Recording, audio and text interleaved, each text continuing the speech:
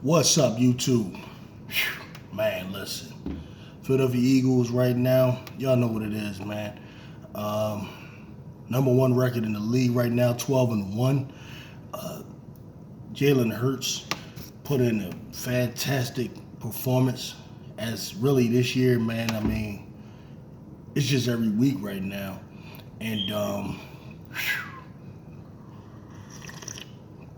New York Giants, man, like took such a beat down. I'm not even gonna talk about it, man. It's not even one of them things, man, to really gloat about. We just gotta be focused on this opportunity that the team has right now, man, to really go do something special. Been listening to a lot of sports talk, whether it's on television, on the radio, and talking heads, man. You know, it's getting crazy, man. It's getting crazy. Philadelphia Eagles right now seems to be still not the favorite to reach the Super Bowl. Right now, they still have the Dallas Cowboys as the favorite. And I don't believe that that's based on true football analysis. That's, I think, more on the lines of Dallas probably is driving a lot of interest and have a lot of people voting for the Cowboys. And because of that, Vegas takes advantage of it. You know, they're going to go ahead and grip that money. If they think a lot of people believe that about Dallas, what they're going to do is that they're going to put it out there that they're the favorite, so that people will take the bait. Or there's possibly a lot of people who don't believe in it who will vote for others. That leads a lot of opportunity. Similar to how Vegas was with the Brooklyn Nets last year. It's like no one could have really thought the Brooklyn Nets, anyone that's really paying attention to basketball, you couldn't have really thought the Brooklyn Nets were going to go out there and win it. That's just ridiculous, honestly. And I think it's similar with the Dallas Cowboys. Dallas. Listen, I'm not one of these guys that's going to go week to week and just based off of the last performance you had, think that you're a bad team or think that you're great when you do put together a 40, 50 win game and all of that, 50-point game, that sort of thing. I don't do that. I try to look at the team overall, look at the matchups, look at the talent, look at the way they're playing. And look, Dallas is a solid team. They have the talent. You look at them, they have a good offensive line that's being challenged, though. Tyron Smith is just coming back. And with him, you always got to hope he can last. Like, let's say Tyron Smith came back this week, and I believe they played Jacksonville. Let's say he came back. What they have to hope is that Tyron Smith is healthy for the end of the season and then going into the playoffs. And with his history, man, I know that has to be scary for Cowboy fans. They have a rookie who has a name similar to his. Is it Tyrone? I know one is Tyron Smith, and then the other one is a similar name. I think he's a Smith, right? So that's the guy. I'm not sure if he's healthy right now or they're not confident in him or what it is.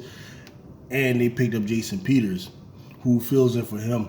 Now it sounds like the guy still, the other tackle on the other side, might be out for the season. So you're hoping Jason Peters steps in. And Jason Peters will step in and do an all right job. But the thing about Jason Peters, man, and us Philly fans, we know about that. He gets nicked up a lot. He gets tired quickly. So they'll probably end up running like a rotation there between the rookie and between Jason Peters and whoever else they may have that I may not be privy to. So Dallas has to worry about that for the offensive line, because when you face a team like us, you gotta have an offensive line. If you don't have a chance. Right now, the Eagles are number one in sacks, leading the league. We finally overtook Dallas for that, briefly. Maybe we can keep that up, maybe not. But it appears, man, that the Eagles' defensive line, ever since we picked up Joseph and Sue, has actually picked it up. This has helped the defensive ends probably. It's amazing what we see happening right now. Dallas still has a top running game. They do. I believe that the Eagles, have improved dramatically at stopping the run. However, you got to prove that to Dallas. You got to prove it to them. When you face them and they come with the running game, you got to stop their running game to prove it to them that you can stop the run. Stopping other people doesn't necessarily tell them you can stop them. No matter how much I may believe we will be able to stop them, that will likely be an issue going forward.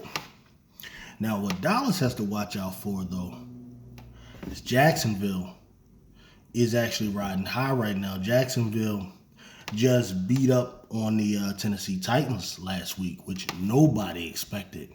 But that was good for them. Jacksonville is showing that, they're going to be something to reckon with in that division. They got Doug Peterson. We know about Doug. Doug is really good.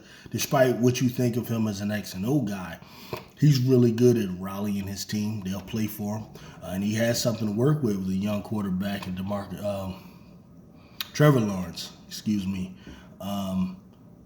and that young boy is coming along, so Dallas better not go in there like they played against the Texans. I don't know what happened with them in the Texans. If they took them lightly, that's to their fault, because it's this point in the season right now where you got to come and execute, man. You got to treat every game with an A game. You can't be the type of team that comes in with the D game, the C game effort, because in the NFL, that'll get you beat. That should get you beat, man. You got to bring it. I don't know what the deal was with their defense. See, Dallas's defense is interesting, man. I respect their defense. I just don't know that they have the type of defense like, say, the 49ers defense. Like earlier in the year, there were questions whether or not they had the potential to be an all-time type of defense. And I don't see it, and it's for a number of reasons. Let me say this, okay? They do have two exceptional athletes back there on defense. You can add DeMarcus Lawrence. DeMarcus Lawrence is a great athlete at the defensive end. He's not dominant, and you saw that. When they brought in Micah Parsons, you immediately saw the difference between an elite pass rusher, and a guy that's good. DeMarcus Lawrence, man, to me, is on the level of, say, like a Brandon Graham that we have. And even with Brandon Graham, I put Brandon Graham a little bit ahead of him in terms of Brandon Graham may be the most clutch defensive end, I've seen. When it comes to us, you have one situation, one play where you need something to happen. Brandon Graham has shown time and time again he'll step up in those situations. Eagle fans who watch all of his games, they know that. DeMarcus Lawrence is a good defensive end. All right. Parsons is elite. Parsons and Trayvon Diggs on that defense are really elite standout players. They can wreck a game, change a game, make that one play that turns the tide of a game, that shifts momentum to Dallas, right? They have those two guys who could do that. On the back end, Malik Hooker and Curse are solid players. Game-changing players, great players. I don't see them there.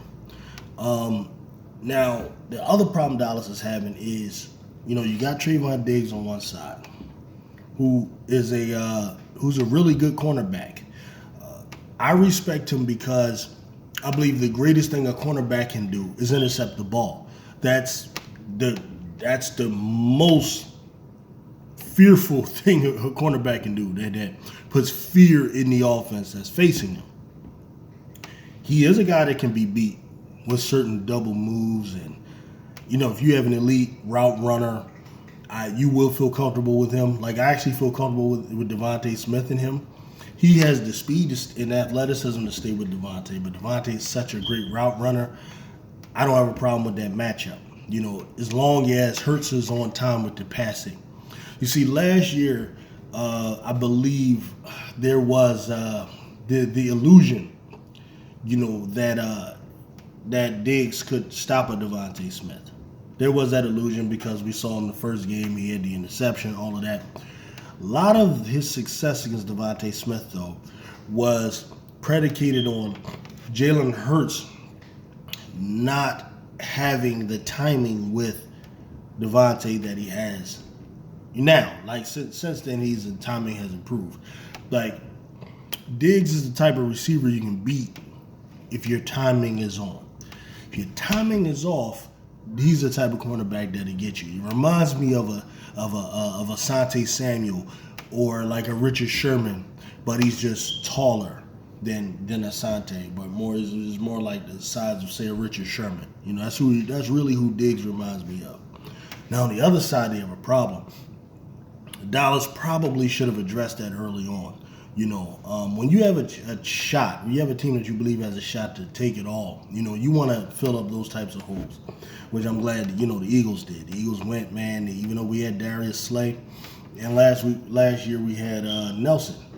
Nelson was a decent corner, but, you know, we really, feel like we're going for it this year, so we want two corners, two solid corners, man, who can stick number ones. All right, and I'm glad we did that, and it's showing. The stats are showing it. You know, we're number one in the league against the pass, and these two corners are directly responsible for that. Number one rated corner in the league, as far as allowing completion percentages against him is Bradbury, and Darius Slay is third. That's excellent, man. You couldn't ask for any more than that. So that's the one problem Dallas is gonna have. The secondary, I believe, so long as you can neutralize that defensive line. That's the whole thing. When the Eagles faced Dallas on Christmas Eve, I'm not getting all hype into the stuff about Dallas is going to have this revenge game. Right now, what you see happening with a lot of Dallas Cowboy fans, especially the big talking heads like a Skip Bayless and some of the others, and some people I'm even seeing online, is they're just kind of trying to really speak that win into existence. It's really what they're doing. Just wait until, you see us on Christmas Eve. Ooh, I can't wait to this. Like, they just keep saying it, trying to speak it into existence. And I get it. It's based on like the idea that if you have two evenly matched teams, the home team is favored, especially if that home team is wanting revenge. They previously lost the game, and then too, Dallas Cowboy fans are riding on this idea that Dak Prescott performs his best against NFC East teams, and his record against the Eagles being good. Which, if I was a Dallas fan, I would probably think similar to that. I think it's a flawed thinking, though, because the Eagles are just not the same team. Every year is a new year.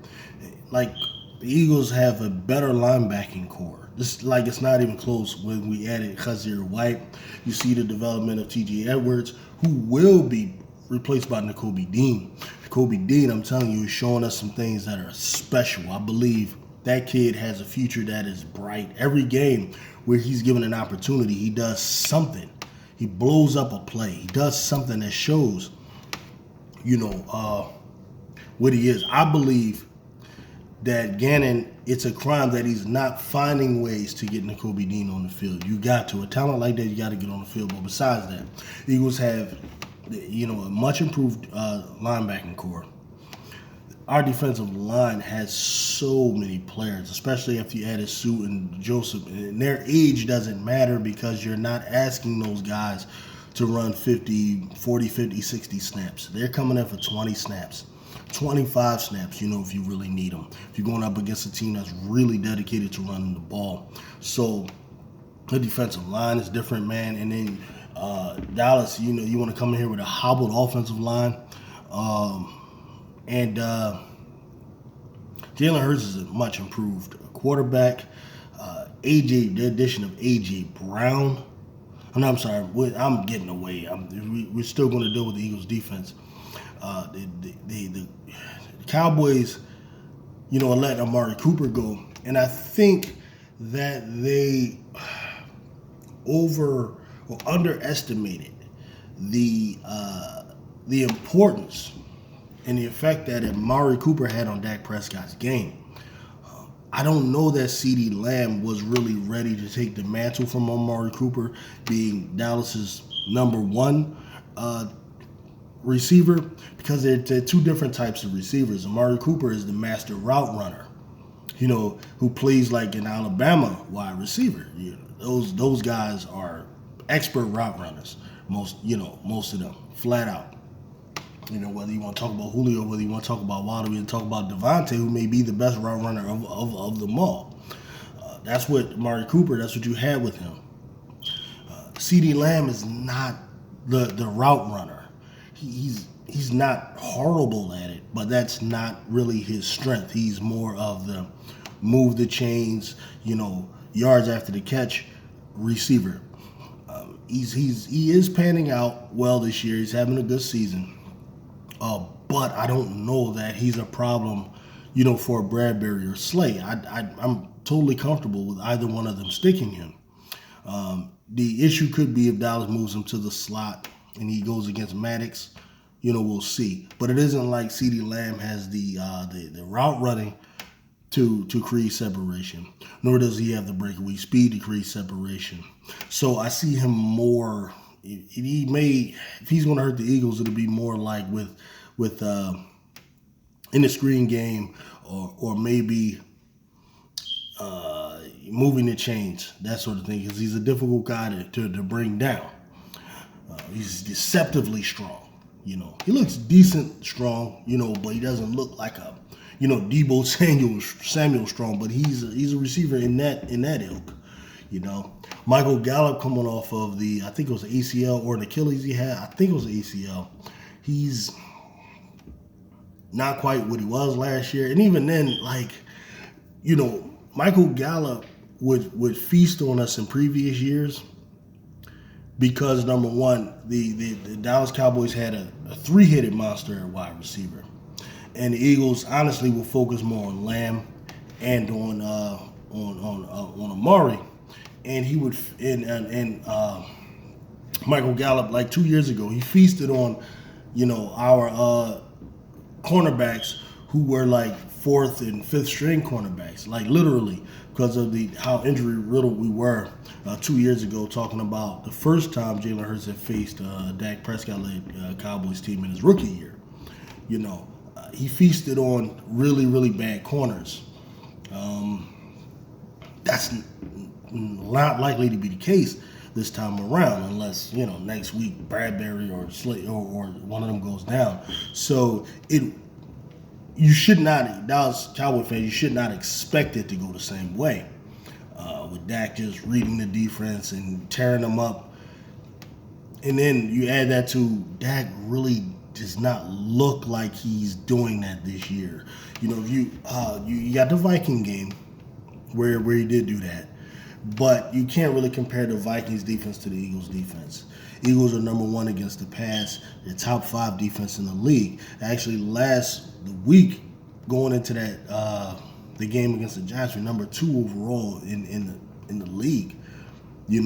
So it'll come down to how your offense matches up against our defense, and then I get it. You want to be confident in your team, but objectively speaking, I feel comfortable with my defense going up against, the Cowboys offense. Now, where the Eagles could have problems is if Lane Johnson isn't 100%. Lane Johnson had an abdominal issue yesterday. He had to come out the game, and Jack Driscoll had to come in. And as we've seen, we don't have anyone who could block Micah Parsons except for Lane Johnson.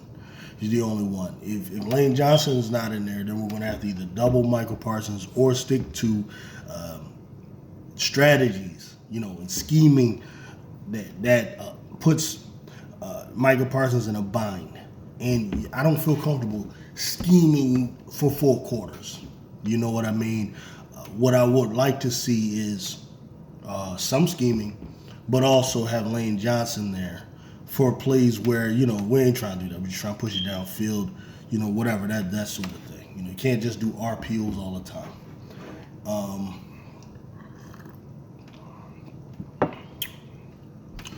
As for Hurts, man, right now, that's my MVP. That's my MVP right now, man. And this is the other talk we get here, whether or not it's him or Patrick Mahomes. Listen, if you want to tell me Patrick Mahomes is a better quarterback than Hurts, I'm not going to argue with you.